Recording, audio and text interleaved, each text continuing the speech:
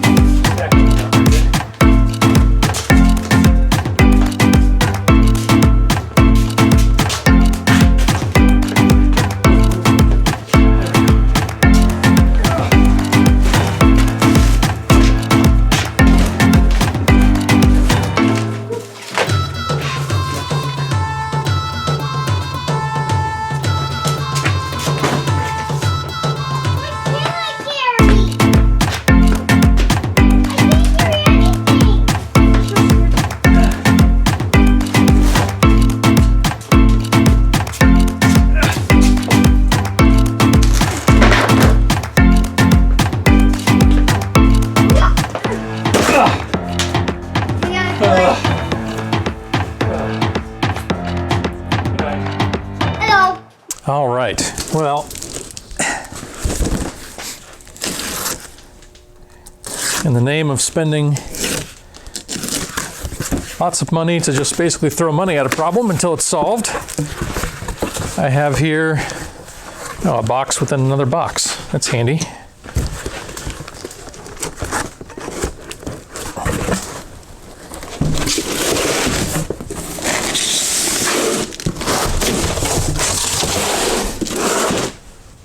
These are cut to fit axles.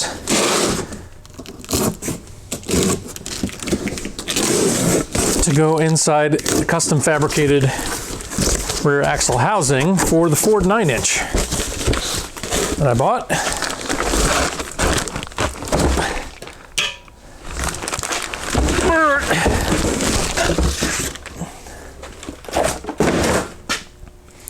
Yeah, okay.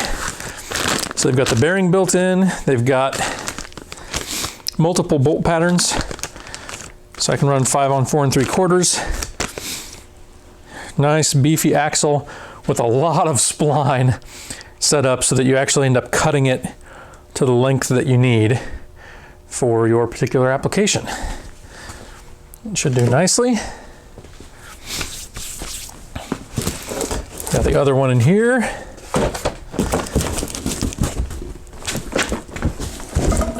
Get that later. Now let's see what's in this one.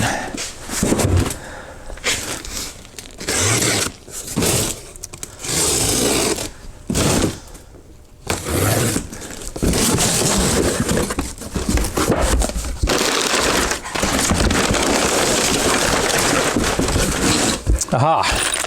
Got some U-bolts for the U-joints for the drive shaft. Some other hardware for those. We've got a gasket for the third member. And what do we have here?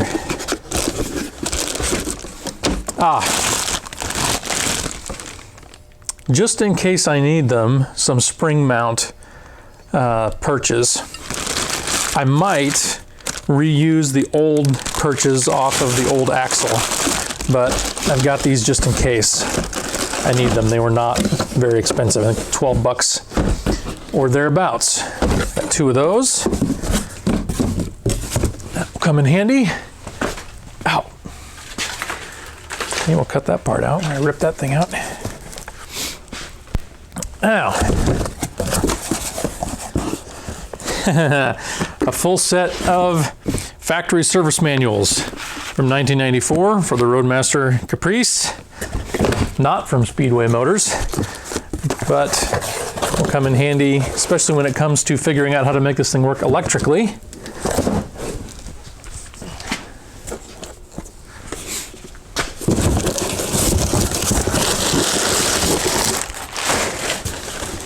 And seam sealer.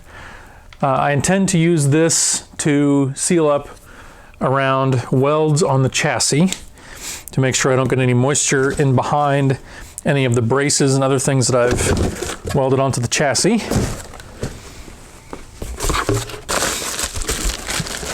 As always, I am a fan of fluid film as a rust preventative measure. And I think what I'm going to do is actually shoot fluid film into the inside of the chassis. So inside all the chassis frame rails, I think we're going to use fluid film in there. But the outside, whenever I can, I'm going to coat with Pour 15. That stuff's pretty bulletproof. Honestly, the main problem I expect to have with Pour 15 on the chassis and even on the axle is that it's not rusty enough for it to stick well. So for that, we've got the Pour 15 metal prep. This is a phosphorus solution, which will help prep and etch the metal and help the paint, or the coating, I guess I should say, stick better. Let's see, what else do we have here? Ah, yes, from Barnes 4x4, a lot of rod ends and weld adapters. So these are going to get welded into the 1-inch tube.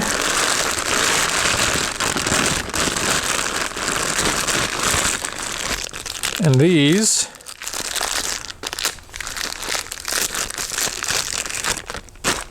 will thread into them. Some of these are right-hand, some are left-hand threads. I don't know if I have the right ones here. Looks like I probably don't. Yeah, this is opposite thread. But I really wanted to have some, bushing. I did not want solid metal Heim jointed ends. This is a street car. This is supposed to be comfortable on the highway. I didn't want a solid Heim jointed suspension. So these have some polyurethane bushings in them, but then hopefully should be about the right size. They'll go into these adapters, and then I've got nice thick steel tube somewhere in this pile to make my new 4-link bars. So this will allow me to make my own custom 4-link bars that are adjustable to help make up for any differences in the size or location of the rear axle. So I can set the pinion angles where I need them, make sure the axle is set up properly, and all that stuff will work. All right, I should have some more axle parts here somewhere. Maybe in here. Ay, caramba.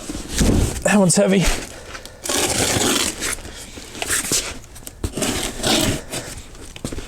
It's been quite a while ago now. If you haven't seen my video yet on running myself over with a Cadillac Escalade, I'll link to that above, but definitely not 100% strength still. After that, it'll probably be a while. Aha! Okay, so we have some parking brake cables. We have some flexible brake lines. This should be a disc brake kit for the Ford 9-inch. Let's see what we have in here. I'm gonna guess this is a caliper. No, it is not a caliper. This is hardware to attach the disc brakes to the axle housing.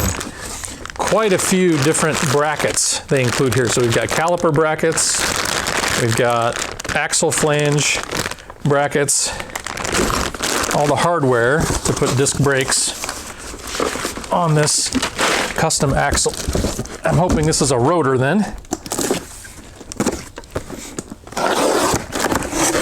Indeed it is. Again, it's actually drilled for multiple bolt patterns. I also got this entire kit from Speedway. 400 bucks, thereabouts, something like that. Honestly, it was part of what helped me decide to just go with a custom axle rather than trying to beef up the GM 10-inch or 10-bolt axle, was because by the time I converted that drum brake 10-bolt rear axle, you might be able to get a shot of it. It's actually right here in front of me. By the time I actually converted that to disc brakes and put a different third member in it that was stronger with a limited slip, honestly, it was not that much more expensive to go with a completely brand new fabricated housing that's much stronger with custom axles that are also stronger and disc brakes. Especially now that I'm going to have the Corvette brakes in the front, it just made sense to go disc all around. And here's our calipers. It's a nice, just simple but beefy sliding pin, single piston, calipers and brakes there for the rear discs. That should do nicely. I will still obviously have to make custom hard lines to go back to that, but I think that should go well. Instructions.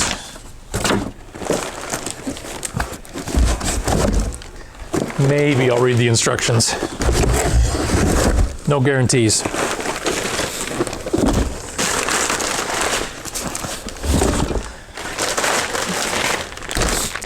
Having dealt with emergency brake cables before, I fully expect that this will be the most annoying part of the whole project, finding a way to mount those stupid emergency brake cables in a way that enables them to engage properly and doesn't cause them to break.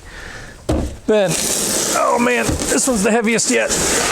I was really surprised that UPS delivered this over 70 pounds. It's gotta weigh 100 pounds. I don't know what their delivery weight limit is, but I was surprised it didn't have to go freight. Frankly, I was surprised because I'm right here in town with Speedway, and I would have been perfectly happy or even preferred to have just gone and pick this stuff up at the customer counter myself. Do that a lot, but in this case, they did not give me that as an option. Even with COVID stuff, it's usually been an option for some stuff, but wasn't in this case. So they shipped it all to me. It was very quick, as you might imagine, since we're in town. I don't know if I can get this thing out because I got to lift it straight up. And there's nothing to grab onto. There we go. Oh, wait. Oh. Whew.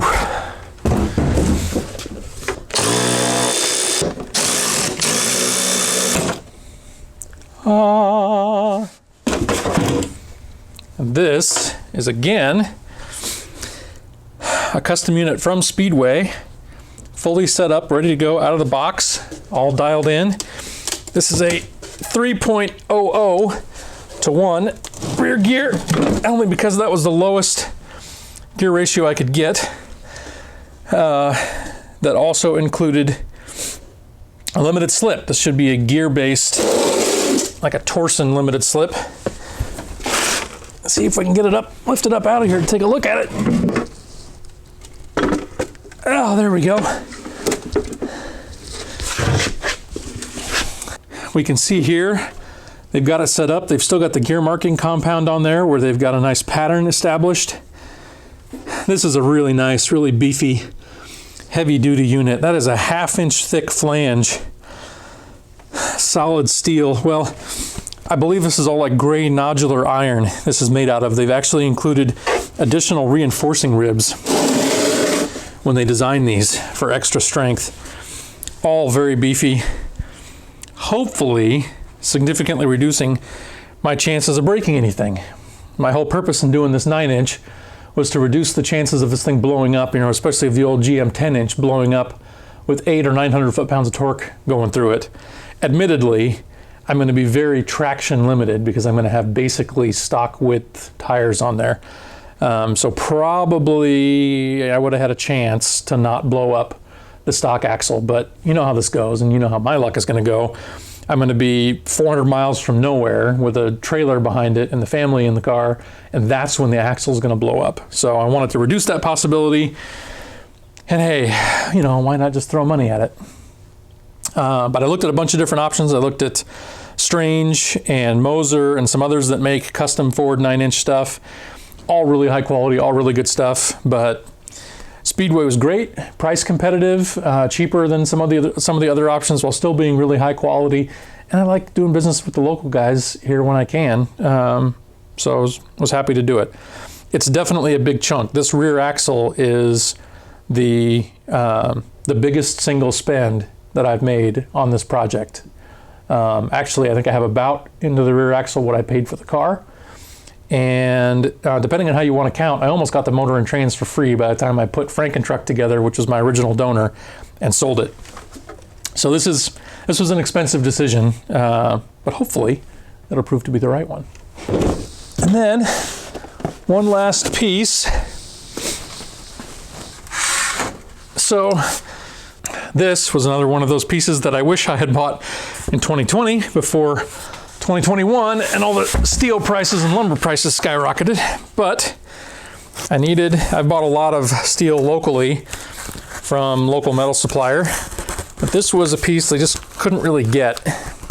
They didn't have thick wall 1-inch tubing available for me. So this should be a nice thick wall piece of 1-inch steel tube to make my 4-link bars out of. And this piece, after shopping around quite a bit, the best I could do was like, I think it was about $100 for 6 feet of it, plus another 40 or 50 bucks to ship it. So this is why these things get expensive. Oh yeah, look at that. So yeah, I guess apparently I'm not quite 6 feet tall. Look at that. That is 1/4-inch thick steel tube. And then these guys right here should fit inside. Whew. They do. Man, it's a snug fit. Very, very tight, but that's what we want. So these will slide in. Weld them up after cutting everything to length. Some assembly required. And then the piece that didn't even come in a box, which I was a little disappointed by.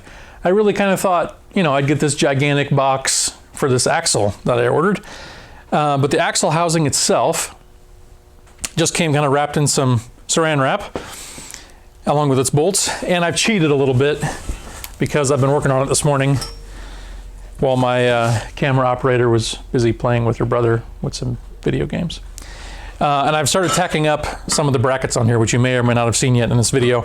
But this is the custom fabricated Speedway axle housing. And what I liked about these is it's got a flat surface here so that for my triangulated 4-link mounts that need to go on top, I've got a good surface that I can mount and weld some mounts to for that.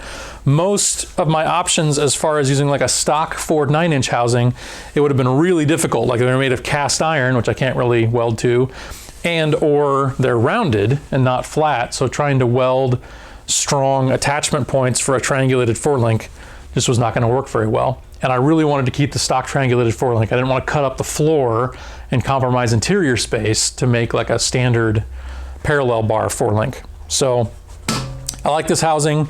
It's extra beefy, 1/4-inch thick plate steel it's made out of.